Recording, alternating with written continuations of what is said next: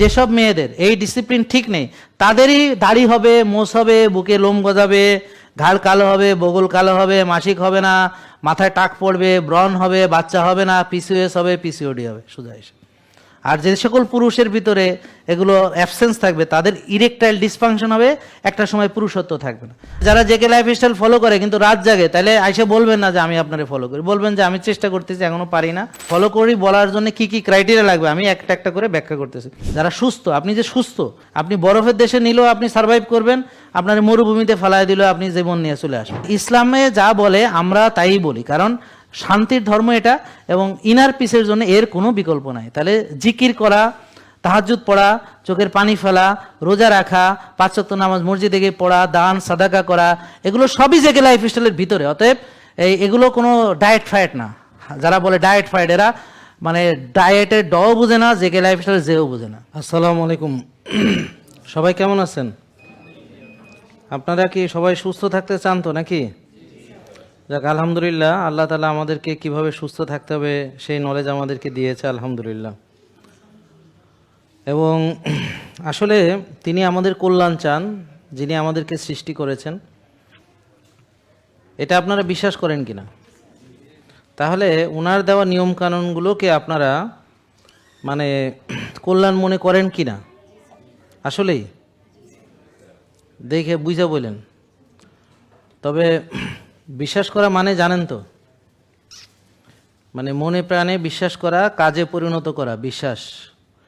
ধরেন আপনি মুসলমান, বিশ্বাস করেন নামাজ পড়া দরকার, বাট আপনি ইচ্ছাকৃতভাবে পড়েন না, তাহলে সেটা কি বিশ্বাস হইল নাকি?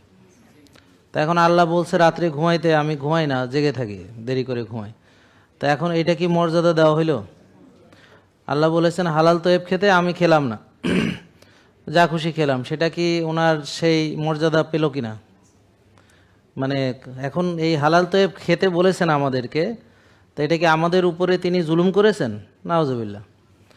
তাইলে যারা হালাল তয়েব খাবে না তারা নিজেরাই নিজেদের প্রতি জুলুম করছে, এবং এর ফলে আপনাদের রোগ তৈরি হয় 60 থেকে 70 ধরনের রোগ। জেকে লাইফস্টাইল বলতে কি বুঝেন, বা জেকে লাইফস্টাইল মানে কতখানি গভীরে কাজ করে, এটা অনেকেরই ধারণা নেই। তো আমরা একেবারে মলিকুলার লেভেলে, সেলুলার লেভেলে, জিন লেভেলে আপনাদের পরিবর্তন ঘটায়, কিন্তু জিনিসটা আমি সহজভাবে বলি বলে আপনাদের কাছে জিনিসটা সোজাই মনে হয়, তবে জিনিসটা সহজ নয়। একটা মানুষ রুগী হয় তার অনেকগুলো কারণ আছে। আপনারা জানেন অনেকে বলে জিনের প্রবলেমের রুগী হয়, এটা কিন্তু একদম মিথ্যাও না, সত্য। তবে জিন পরিবর্তন করা সম্ভব, এটা আপনারা অনেকে জানেন না। যেমন ধরেন পাহাড়ি যারা আছে, তা এখন সমতলে আছে, কিন্তু পাহাড়ে এক সময় তারা ছিল অনেক পুরুষ ধরে, নাকি? তাদের যে কাফ মাসেল বুঝেন, এই যে পায়ের যে মাসেলটা, এগুলো সব বড় বড় হয় কিনা? কেন হয়? কাফ মাসেলটা তাদের কেন উন্নত? এটা কি? তাই সে তো উঠে না, তো এটা জেনেটিক্যাল না? এটা জেনেটিক্যাল না? কথা তাদের গঠনে এটা চলে আসছে, বুঝতে পারছেন কথা? তাহলে জিন তো ঠিক আছে, কিন্তু আমি চাইলে আবার চেষ্টা করলে হয়তো ওইটা না পারলেও কাছাকাছি একটা আমি কাফ মাসেল বানাইতে পারি। তার জন্য আমাকে অবশ্য এমনি এটা জিন প্রদত্ত না, আমাকে এবার জিমে যাইতে হবে, কাফের ব্যায়াম করতে হবে ওজন নিয়ে নিয়ে, এবং দীর্ঘদিন পরিকল্পনা করে আমার কাফ মাসেলটাকে আমি ওই লেভেলে নিয়ে আসতে পারবো কি না? বুঝেন? আচ্ছা, তা এখন আমাকে যদি আনতে হয় তাহলে আমাকে খাবার খেতে হবে, প্রোটিনযুক্ত খাবার খেতে হবে, ভালো খাবার খেতে হবে, আমাকে ভালো ব্যায়াম করতে হবে, ভালো বিশ্রাম করতে হবে, ফোকাস করতে হবে, কাফ মাসেলটাকে ফোকাস করে আমাকে ট্রেনিং করতে হবে। ঠিক আছে, বুঝতে পারছেন? তাহলে আমারও হবে, হয়তো ওরকম হবে কিনা জানি না, বা ওর চেয়ে ভালো হবে কিনা জানি না, তবে হবে যে হবে এটা সত্যি। তাহলে আমার জিনে নাই, কিন্তু আমি বানাইতে পারি। তো ঠিক একইভাবে আপনার ডায়াবেটিসের জিন না থাকলেও আপনি ডায়াবেটিস বানাইতে পারেন।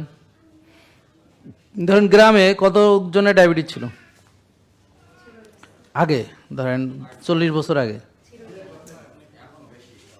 এখনকার কথা জিজ্ঞেস করি না,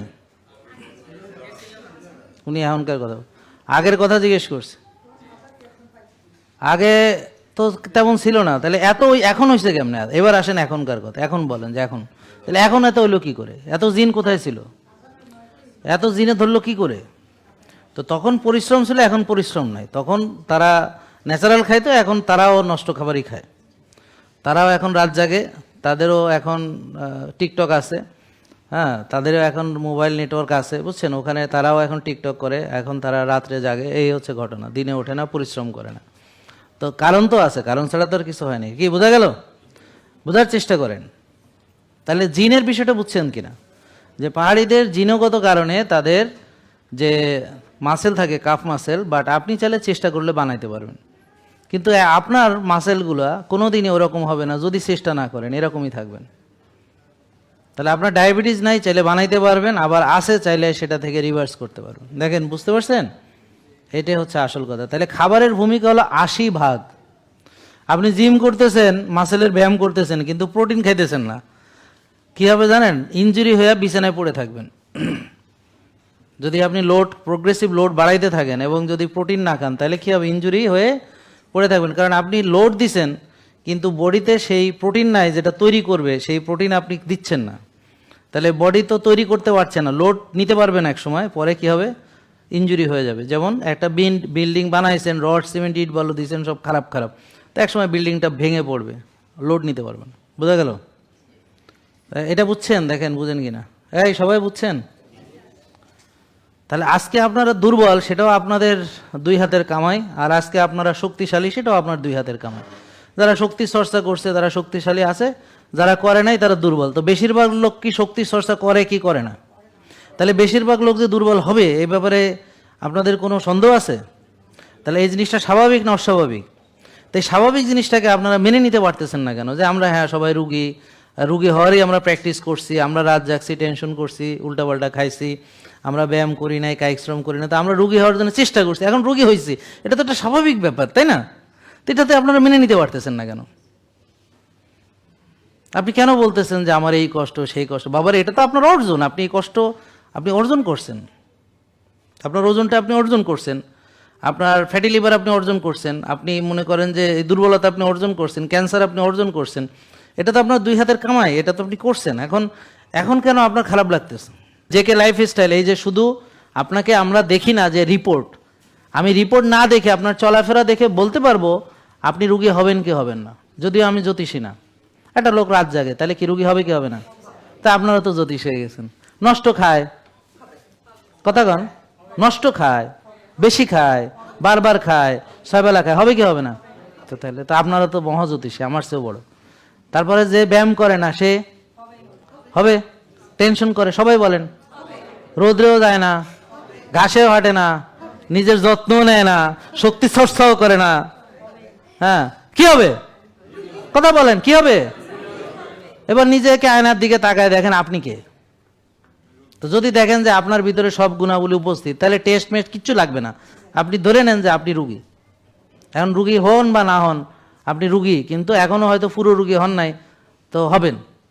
আপনাকে কার্যক্রমটা খুব নিবেদিতভাবে চালায় যাইতে হবে, নিবিষ্টভাবে রাত জাগতে হবে, জম্মের খাওয়া খাইতে হবে মনোযোগ সহকারে, আর প্রচুর অলসতা বিলাসিতা করতে হবে একেবারে খুব ডেডিকেশন নিয়ে, আর সিরিয়াসলি চিন্তা করতে হবে যে চিন্তায় যেন আপনি হয়ে ওঠেন সেরা, আর প্রচন্ড অনিয়ম করেই যেতে হবে, করেই যেতে হবে, করেই যেতে হবে, করেই যেতে হবে, কোনো থামাথামি নেই। তাহলে ইনশাল্লাহ আপনি একসময় দেখবেন সফল রুগী হয়ে ফেলে। হঠাৎ করে স্ট্রোক করে ফেলে না, হঠাৎ করে প্যারালাইসিস হয়ে যায় না, হঠাৎ করে ব্রেন স্ট্রোক করে না, হঠাৎ করে হার্ট অ্যাটাক করে না। এটা একটা দীর্ঘদিন ধরে প্রক্রিয়াটা ভিতরে চলতে থাকে, বুঝতে পারছেন? তো কেউ এসে 50 বছরে গিয়ে অ্যাটাক করে, কেউ 55-তে করে, কেউ 60-এ গিয়ে করে।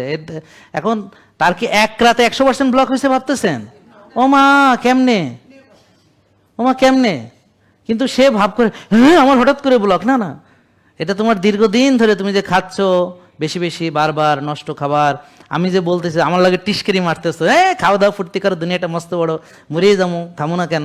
হ্যাঁ, আরো আমার লগে যে আরো মস্কারি করতে আসো, হ্যাঁ জাহাঙ্গীর কবির এই খাইতে দেন এই খাইতে দেন, ওরে বাবা মনে হয় যে আরে তুই আমার টাকায় খাইস, এই যে তুই কইছি এখন কবো দেখছো নি, মনে করো যে আমার টাকায় খায়, আমি তোর কারো ইন্ডিকেট করে বলি নাই, বুঝেন না কথা?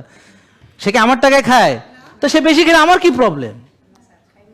আর সে যদি নাও খায় তাতেও বা আমার কি লাভ হবে? সে কি না খাইলে আমি 10 টাকা পাই? ভাই আপনি রোজা রাখছেন, আমি কয় টাকা পাবো ভাই? আপনার টাকা বাঁচবে, আপনি খাইলে আপনার টাকা দিয়ে খাবেন, তা আমি যে নিষেধটা করতেছি আমার উপরে চড়াও হয়ে যাইতেছে, আরে ভাই মনে হচ্ছে যে আমি আর সর্বনাশ করে ফেলাইতেছি, মনে হচ্ছে আমি আপনাদের শত্রু, অথচ আমি আপনাদের বাঁচাইতে আসছি। অনিয়মের ফলে রোগগুলো তৈরি হচ্ছে, কয়টা রোগ? 60 থেকে 70টা রোগ। তাহলে আমরা কি ম্যালেরিয়া নিয়ে আলোচনা করতেছি, টাইফয়েড নিয়ে? এই যে বাচ্চারা যে হামে আক্রান্ত হলে, আমি তো এই বিষয়ে কিছু বলিনি, শুধু বলছি ইমিউনিটি বাড়ান, এটাই বলছি। তা আমি হাম নিয়ে তো ভিডিও বানাই না, আমার বলছে হাম, আমি কি হামের ভিডিও যারা হাম নিয়ে চিকিৎসা করে এরা বানায়? আমার বাচ্চারা, আমার ইমিউনিটি যদি ভালো থাকে, জেকে লাইফস্টাইল যারা ফলো করে, ওদের তো হাম হবে না, হলেও ভালো হবে, কোনো ওষুধ লাগবে না। আর হামের কোনো ওষুধ নেই। আমার কথা বুঝতে পারছেন? এটা সেলফ লিমিটিং ডিজিজ, নিজে নিজেই ভালো হয়ে যাবে, আর নাহলে নিজে নিজেই মরে যাবে, কিছু করার নাই। ব্যাপারটা বুঝছেন? তাহলে মরে কারা? যাদের ইমিউন সিস্টেম ভালো না, মানে মরে মানে কমপ্লিকেশন হয়, যাদের হাসপাতালে যাওয়া লাগে, যাদের নিউমোনিয়াতে টার্ন করে বা সেপ্টিসেমিয়া হয়ে যায়, আরও অনেক কিছু কমপ্লিকেশন হয়। কারা?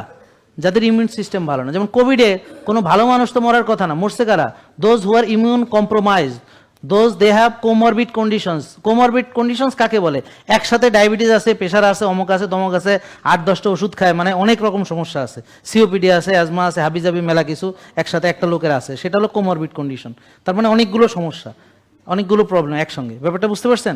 তাহলে এরা মারা গেছে কোভিডে, তাই না? তো যদি কোভিডে যদি গরিবরা ধরতো, তাহলে গরিবরা তো সব মরে যাইতো, কারণ রাস্তাঘাটে ছিল গরিবরা, যারা পেটের দায়ে রাস্তায় নামছে, বুঝলেন? তাহলে তাদের তো কিছু হয় নাই। আর যারা ঘরের মধ্যে বৈশা লুকাইয়া ছিল, তাদেরকে কোভিড যায় যে ধরছে। অনেকে বলে যে স্যার কোভিড ওরা কি স্যার বড় লোক চেনে নাকি, এলিটদেরকে ধরছে, ওরা স্যার কেমনে বুঝে যে এরা বড় লোক, ওদেরকে ধরলো। আর যারা যে বস্তিতে যায় নাই কেন, ও কি ওর মনে হয় ইয়া ভালো, রুচি ভালো, যে সে বেছে বেছে একবার এলিট শ্রেণীদেরকে ধরছে। আমার কথা বুঝতে পারছেন? এর কারণ কি জানেন? কারণ হলো গরিবরা, তারা কায়িক শ্রম করে, তারা খেতে পায় না। আমার কথা বুঝতে পারছেন? তাদের মনে করেন যে পরিশ্রম করে জীবন চলে, যতটুকু ইনকাম করে ও দিয়ে খাওয়া পেটে জোটে না অনেক ক্ষেত্রে। তো এই জন্য তাদের অটো ফাস্টিং হয়, তাদের অটোই পরিশ্রম হয়, তারা সবসময় এগুলোর সাথে এনভায়রনমেন্টের সাথে থাকে, তারা রোদ্রে পড়ে, বুঝতে পারছেন, তারা বৃষ্টিতে ভেজে কাজ করে, তাদের ইমিউন সিস্টেম অনেক শক্ত ইমিউন সিস্টেম। আর যারা এলিট শ্রেণী, তাদের তো ডায়াবেটিস আছে, উচ্চ রক্তচাপ আছে, তাদের কোমরবিড কন্ডিশন আছে, ভিটামিন ডি কম, তারা কি মানে লিফটে চড়ে, তারপর হচ্ছে যে ওই কী করে ওয়াশিং মেশিন, ডিশ ওয়াশার, তারপর রহিমার মা, করিমার মা, সকিনার মা মাজা দিয়ে সংসার চালায়, এরা রিমোট কন্ট্রোল, ভয়েস কন্ট্রোল দিয়ে চালায়, এই তুমি এটা করো ওইটা করো হুকুম করে, হ্যাঁ। আর নাহলে রিমোটে টেপে, নাহলে সুইচ টেপে, নাহলে লিফটে বসে, ওখান থেকে নেমে গ্যারেজে গাড়িতে বসে। আলালের ঘরের দুলাল যা আছে, মনে করেন একটু মনে করেন যে একটু তাপমাত্রা একটু বেড়ে গেলে ঘামায় শেষ, কাশি হয়ে গেছে, সর্দি হয়েছে, মানে একটু ঘামাইছে শেষ, মানে পাকঘরেও যেন এসি থাকে, এটা হলে ভালো হইতো। যাক, তো এরাই হলো কোভিডে সবার আগে ইফেক্টেড হয়েছে, নাকি বুঝেন নাই কথা? এরাই কোভিডে আইসিইউতে গেছে, দোষ যাদের ইমিউন সিস্টেম। তাহলে ইমিউন সিস্টেম, এই যে ভিটামিন ডি 90-100 থাকতে হবে, 15 আসিল না যেগুলো মারা গেছে, পরে দেখা গেছে 10-15, যারা মারা গেছে তাদের ভিটামিন ডি 10-15।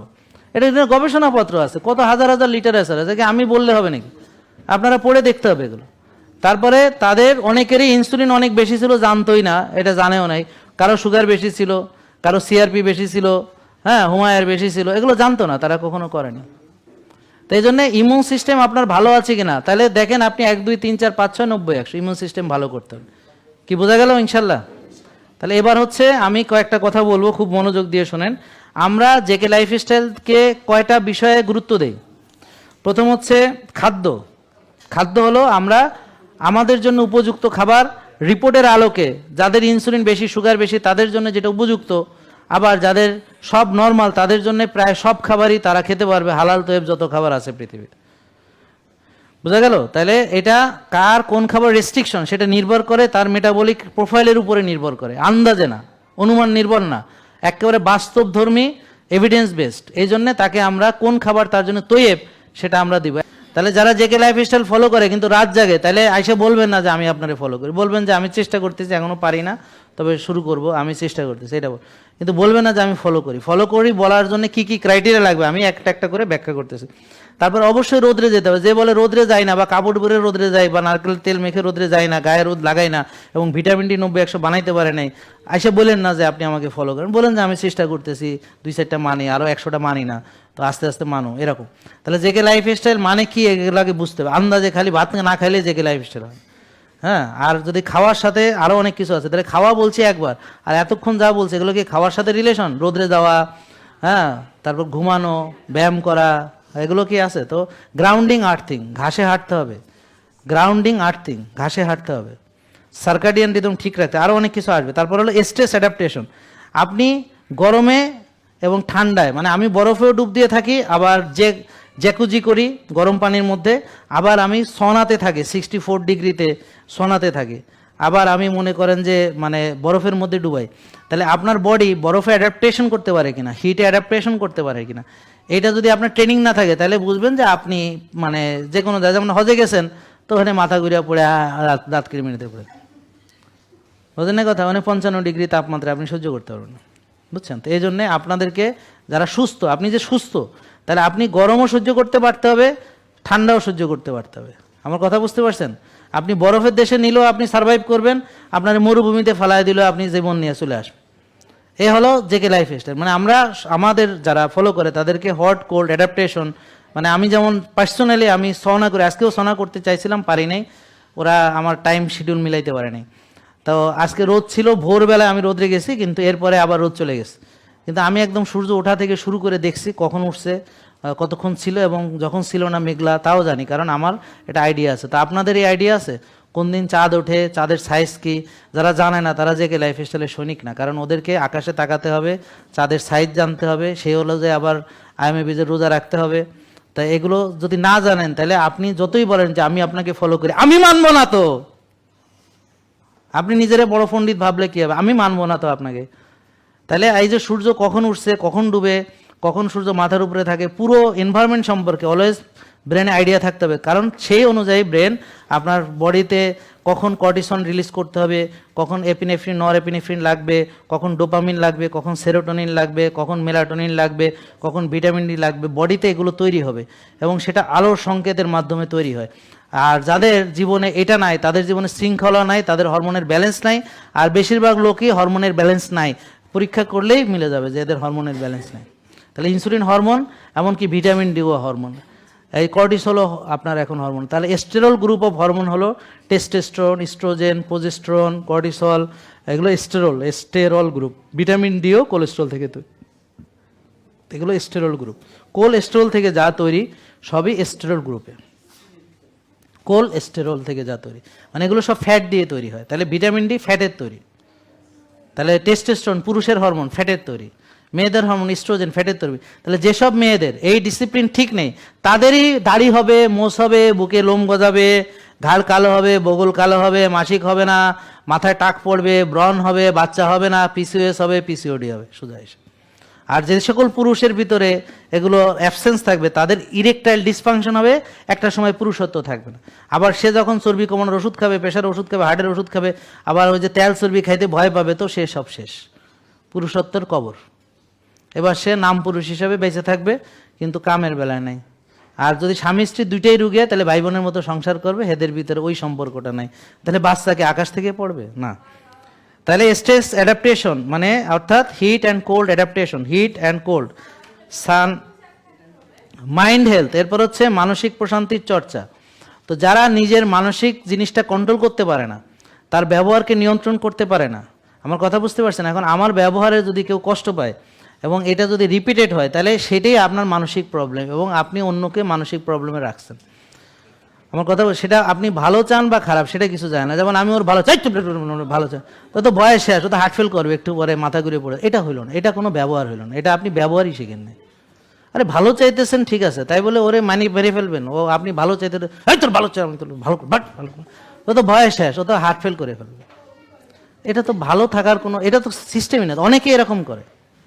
আমার কথা বুঝতে পারছেন? মানে সে ভালো রাখতে যায় মানুষে খারাপ বানায় ফেলে, তাহলে এটা তো ব্যালেন্স না, এটা তো ব্যালেন্স না। হার্টবিট বাড়ছে, হ্যাঁ বেড়ে গেছে, তো ও ভয় পেয়েছে, তোর ভয় পেয়েছে, তো এইভাবে এইটা হইলো না, এটা তো ভয় দেওয়া হইলো, এটা তো ওরে নার্ভাস করা হলো, এটা তো ওর সিম্প্যাথেটিক অ্যাক্টিভিটি হইলো, এটা তো ভাই ও ভালো হবে, কেউ তো খারাপ হয়ে যাবে আরো, এটা হইলো না। ব্যাপারটা বুঝতে পারছেন? সো বেশিরভাগ ক্ষেত্রে আপনাদেরকে ডাক্তাররা কেন ভয় দেখায়, বলে এই ডায়াবেটিস জীবনে ভালো হবে না, এই প্রেশার জীবনে ভালো না, কারণ আপনি তখন আর ডিসিশনটা নিতে পারবেন না। আপনার এনজিওগ্রামে নিয়ে আরো 3 জন নিয়ে রুমের মধ্যে আপনার আত্মীয় স্বজন বলবে, এখনো যদি রিং না পড়েন তাহলে একটু পরে মারা যাবে, এখনো রিং মারা যাবে, এই জানেন আপনি কি হবে, ও তো শেষ, ও তো মারা যাবে, ভাই তাড়াতাড়ি রিং পড়েন, তাড়াতাড়ি রিং পড়েন, তো তাড়াতাড়ি ও ভয় চড়ে পড়ায় ফেলায়, কারণ ভয় দিলে মানুষ প্যানিক হয়। আমার কথা বুঝতে, প্যানিক হলে সে ডিসিশন মেকিংয়ে ভুল করে, তখন সে একটা ডিসিশন যা, সে আর তখন নিজে ডিসিশন বলে ঠিক আছে আপনি যা বলেন তাই, তো একটা প্যানিক রুম আছে, ওখানে নিয়ে বুঝাবে আমাদের যে পিনিক দেওয়ার জন্য, হ্যাঁ যে আপনি শেষ। হ্যাঁ, তো এরকম বহুত লোক আছে যারা এরকম তাদেরকে প্যানিক রুমে নিয়ে বুঝাইছে, হেরা আবার ঘাট তারা কয়জন মরে গেলে যাম তো পড়ানো, হেরা আবার মরেও নাই, 10 বছর পরেও মরে না, এখনো বেঁচে আছে।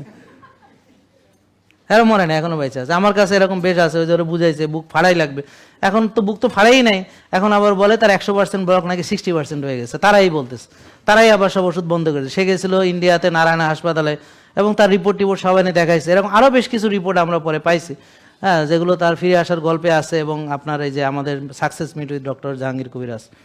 তাহলে ভয় হচ্ছে মানে এই জন্য ব্যালেন্স লাগবে, মনে থাকবে, এই জন্য ব্যালেন্স লাগবে। তা আপনি এই জন্য দয়া করে একটু ব্যালেন্সটা করতে, তাহলে ইমোশনাল ব্যালেন্স। তো যারা আমাদের ফলো করে কিন্তু নিজের ইমোশনকে কন্ট্রোল করা শেখেনি, নিজের মনকে কন্ট্রোল করা শেখেনি, নেগেটিভ চর্চাকে কন্ট্রোল করা শেখেনি, ইগোকে কন্ট্রোল করা শেখেনি, মাইন্ড খাইতে আছে, ইমোশনাল হইতে আছে বারবার এগুলো, তাহলে সে আসলে জেকে লাইফস্টাইলে আসল জিনিসই পায় নাই, খালি খাওয়া দাওয়া এসব হাবি জাবি খালি পাইছে, খাওয়া ব্যায়াম ঘুম এগুলো, কিন্তু আসল জায়গাতে সে কিছুই পায় নাই।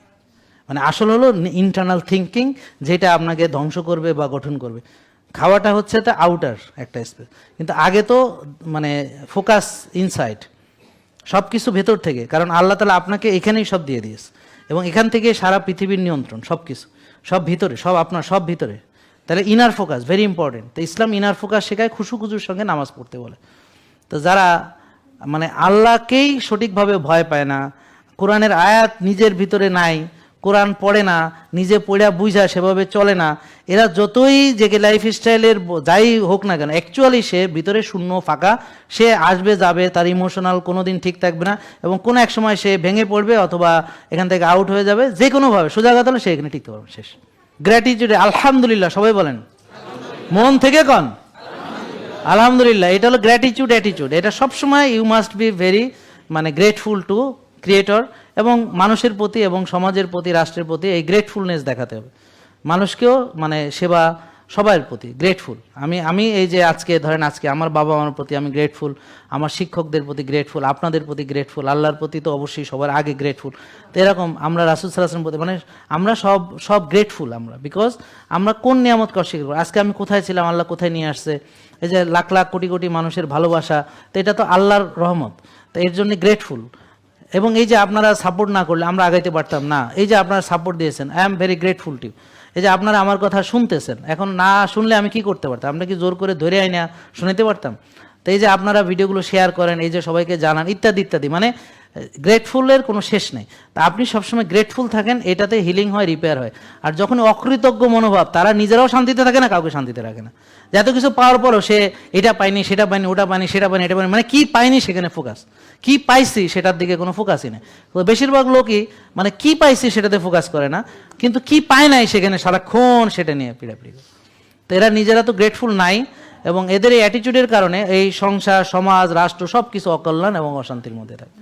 তাহলে এটা জেগে লাইফস্টাইল গ্রেটফুলনেস বলে, যে তোমরা গ্রেটফুল থাকো, গ্র্যাটিটিউড অ্যাটিটিউড, যে আমরা সবার, আমি আল্লাহর প্রতি এবং সবার প্রতি কৃতজ্ঞ। আজকে আমি যদি এই ফ্যামিলিতে জন্মই না নিতাম, আমাকে যদি আল্লাহ এমন জায়গায় জন্ম দিত যে আমার ডাস্টবিনের পাশে ফেলে দিত, বা আমি পথশিশু হয়ে যাইতাম, বা আরও খারাপ কোনো নষ্ট পল্লীতে যদি আমার জন্ম হইতো, তো কী হইতাম, আমি কি পরিচয় দিতাম, আমার মা অমক তমক এভাবে না। এখন তো আমি বলি যে না, আমার মা এই সেই। তা এখন তাহলে এই যে পরিচয়টা কেন দিতে পারতেছে, আল্লাহ তাআলা আমাকে ওই ফ্যামিলিতে জন্ম দিছে বলে দিতে পারতেছে। এখন এই জন্মের পর কি আমার হাত আছে? নাই। তাই জন্য আপনারা সর্বাবস্থায় দয়া করে একটু কৃতজ্ঞ থাকেন। এই কৃতজ্ঞতা আপনাকে বাঁচাবে অনেক টেনশন থেকে, যে আল্লাহ তো আমার অনেক ভালো রাখছে, অনেক জায়গা থেকে ভালো রাখছে, অনেক কিছু থেকে ভালো রাখছে, আলহামদুলিল্লাহ। আমি আলহামদুলিল্লাহ, আমার এই লাগবে সেই লাগবে, হ্যাঁ মানুষের লাগার তো শেষ না, এত জান্নাত লাগবে, এত মনে করেন 3 উহুদ পাহাড় স্বর্ণ থাকলে আর 1 উহুদ পাহাড় লাগবে, 2 উহুদ পাহাড় থাকলে মানুষের পেট তো কবরের মাটি ছাড়া জীবনে ভরবে না। তাই আর খাই তো কেউ মিটিতে পারবে না, তাহলে যতই দেন, হ্যাঁ খালি আমার এত কিছু লাগবে। তো এই ডিমান্ডিং যারা, তারা কোনো দিন শান্তি পাবে না। তাই জন্য আমরা এরকম হব না, আমরা আলহামদুলিল্লাহ আমাদেরকে আল্লাহ অনেক ভালো রাখছে। কি ঠিক আছে ইনশাল্লাহ? ইসলামে যা বলে আমরা তাই বলি, কারণ শান্তির ধর্ম এটা, এবং ইনার পিসের জন্য এর কোনো বিকল্প নাই। তাহলে জিকির করা, তাহাজ্জুদ পড়া, চোখের পানি ফেলা, রোজা রাখা, 5 ওয়াক্ত নামাজ মসজিদে গিয়ে পড়া, দান সাদাকা করা, এগুলো সবই জেগে লাইফস্টাইলের ভিতরে। অতএব এগুলো কোনো ডায়েট ফায়েট না। যারা বলে ডায়েট ফায়েট, এরা মানে ডায়েটের ডও বোঝে না, জেগে লাইফস্টাইল যেও বোঝে না, আবার বলে কিটো, ওর মাথায় কীট পতঙ্গ আছে এই জন্য। তাহলে মনে থাকবে ইনশাল্লাহ। তাহলে শ্বাসের ব্যায়াম, খুশুখুজুর সাথে নামাজ পড়া, 5 ওয়াক্ত নামাজ পুরুষরা মসজিদে গিয়ে পড়া, হ্যাঁ, মহিলারা তাদের মতো করে আউয়াল ওয়াক্তে নামাজ পড়ে। এরপর হচ্ছে বিভিন্ন রকম ডিটক্সিফিকেশন, যেমন কফি এনামা, লিভার ডিটক্স, এমন কোনো খাবার আছে যেগুলো আমাদের বডিকে টক্সিন দেয়, যেমন processed food, ultra processed food. আবার অ্যান্টি ইনফ্লামেটরি খাবার আছে, অ্যান্টি অক্সিডেন্ট খাবার আছে। আমি রোজাতে অনেক খাবারের অনেক কিছু নিয়ে আমি ভিডিও করেছি, তো এখানে আপনার ওই ভিডিওগুলো তো আছে, এছাড়াও আমি আরও করব। হ্যাঁ, যেমন ধরেন এই যে হলুদ অ্যান্টি ইনফ্লামেটরি, যেমন গ্রিন টি, এই যে অ্যান্টি অক্সিডেন্ট, এই যে দেখেন গ্রিন টি, হ্যাঁ, এই যে অ্যান্টি অক্সিডেন্ট, এই যে পাতা দেখছেন, এই যে পাতা, এগুলো হচ্ছে অ্যান্টি অক্সিডেন্ট, হ্যাঁ, এবং অ্যান্টি ইনফ্লামেটরি। হ্যাঁ, এবং এখানে আছে ক্যাটেচিন, বুঝতে পারছেন, ইজি, সিজি, আরও অনেক কিছু আছে যেগুলো খুব স্ট্রং আপনার অ্যান্টি অক্সিডেন্ট। এরপর হচ্ছে আপনার ওই যে মাচা পাউডার আছে, তারপরে আপনার এই যে কাকা মাকা হোনপ্রো মাছও আছে, হ্যাঁ, তারপর মানে এক একটা, তারপর চিয়া সিড আছে, মানে এক একটা খাবারের এক একটা গুণ আছে, হ্যাঁ। তারপরে এই ব্ল্যাক রাইস আছে, ওখানে কিউরিসিটিন আছে, অর্গানিক আটা আছে। তো আমরা যদি এই খাবারগুলো নিতে পারি তাহলে অনেক সাপ্লিমেন্ট আমার লাগে না, কারণ এই খাবারের ভিতরেই সব অ্যান্টি ইনফ্লামেটরি, অ্যান্টি অক্সিডেন্ট, বিভিন্ন মিনারেলস, বিভিন্ন ভাইটামিনস, বিভিন্ন আমার প্রোটিন, সব কিছু এগুলোর ভিতরে দেওয়া আছে। তো এগুলো খেতে পারলে আমার অনেকটাই, আর আমার ওই সাপ্লিমেন্ট নির্ভর হতে হয় না। তো যারা সাপ্লিমেন্ট খাচ্ছেন আসলে অ্যাকচুয়ালি আমার খাবার থেকে নিতে বলে সবচেয়ে ভালো। আর সাপ্লিমেন্ট লাগলে নিতে হবে, আমি নিষেধ করবো না, তবে খাবার থেকেই মূল জিনিসটা নেওয়াটা হচ্ছে সবচেয়ে উত্তম। ঠিক আছে, মনে থাকবে ইনশাল্লাহ। তাহলে দেখেন ডিটক্সিফিকেশনের জন্য এই যে ঘাম বের হচ্ছে, ডিটক্সিফিকেশন হচ্ছে ঘাম। তারপরে ঘুমাইলে ব্রেন ডিটক্সিফাই হয়, ঘুমাইলে ব্রেন ডিটক্সিফাই হয়, নাহলে ব্রেন উত্তেজিত থাকে, যাই সঠিকভাবে ঘুমাবে না, তার প্রেশার বেড়ে যাবে, তার মেজাজ খারাপ থাকবে, সে চাপ নিতে পারবে না, তো প্রবলেম, তার নেগেটিভ চিন্তা আসবে, বাজে চিন্তা করবে, সো এটা প্রবলেম। তাহলে ঘুম, আমি যদি 8 ঘন্টা না ঘুমাই, সুস্থতা আপনি কিভাবে পাবেন? এরপর বেশি ঘুমানো আবার ভালো না, সেটা এক অলসতার লক্ষণ। যে একজন বলে আমি সারাদিন ঘুমাই, তা তুমি তো মানুষই না মিয়া, তুমি প্যারালাইসিস হলে সবচেয়ে ভালো হইতো যে এমনি ঘুমাইতো। হ্যাঁ, তা এখন যাই হোক, তা এই যে ঘুম আর ডিটক্স। এরপর হচ্ছে কফি এনামা, আমি বলেছি কফি এনামা। হ্যাঁ, এছাড়াও আমরা মনে করেন যে বিভিন্ন খাবার আছে, হ্যাঁ, যেটা আর হচ্ছে লিভারকে ক্লিন করে, ফাস্টিং, রোজা রাখা, না খেয়ে থাকা, এটাতেই ক্লিনজিং হয়, না খেয়ে থাকলে হয় ক্লিনজিং হয়, বুঝতে পারছেন।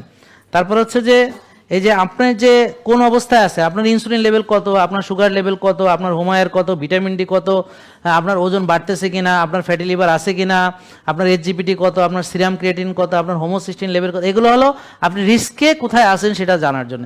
এটা জানা থাকলে বুঝবেন যে আমি কোথায় আছি, অন্তত আপনার অবস্থানটা জানলেন। এরপরে দ্য ডিসিশন ইজ ইয়োর্স, আপনি কি আরও খারাপ অবস্থায় যাবেন না ভালো অবস্থায় যাবেন। আর যে জানেই না সে কোথায় আছে, সে ডাইনে যাবে না বায়ে যাবে, বুঝবে কেমনে? এখন আপনি যদি জানেন আমার হোমায়ার হয়, আপনি জানেন 1 আনতে হবে, আপনার একটা টার্গেট আছে। আপনি যদি জানেন ভিটামিন ডি 15, এটারে 90-100 আনতে হবে, আপনার একটা টার্গেট আছে। যে জানেই না হ্যাঁ ভিটামিন ডি কত, হ্যাঁ তো মনে করবেন আমি ভালো, সে যে ভালো সে মনে মনে ভাবে। তো এরকম বহু লোক আছে, সে ভাবে সে ভালো, কিন্তু সেগুলো কিচ্ছু জানে না, না জেনেই সে মহাসুখে আনন্দে আছে ভালো। তারপর হঠাৎ করে বলে হ্যাঁ আমার কেন হার্ট অ্যাটাক হয়ে গেল, হ্যাঁ আমার রিং 3টা পরানো হয়ে গেল, হ্যাঁ বুঝতেই পারে না। বেশিরভাগ হচ্ছে এই ধরনের, হ্যাঁ আমার কেন ডায়াবেটিস হয়ে গেল, হ্যাঁ আমার কেন এটা হয়ে গেল সেটা হয়ে গেল। তো এটা কেন হয়ে গেল সে নাকি বুঝতে পারতেছে না, কারণ এগুলো জানে না, এই জন্য সে বুঝতে পারতেছে না। কেন সে ওষুধ ছাড়তে পারতেছে না, বুঝতে পারতেছে না, কারণ সেগুলো জানে না। এগুলো খুব ইম্পর্টেন্ট, আজকের আলোচনা খুবই ইম্পর্টেন্ট, এগুলো সবাই পারলে শেয়ার করবেন।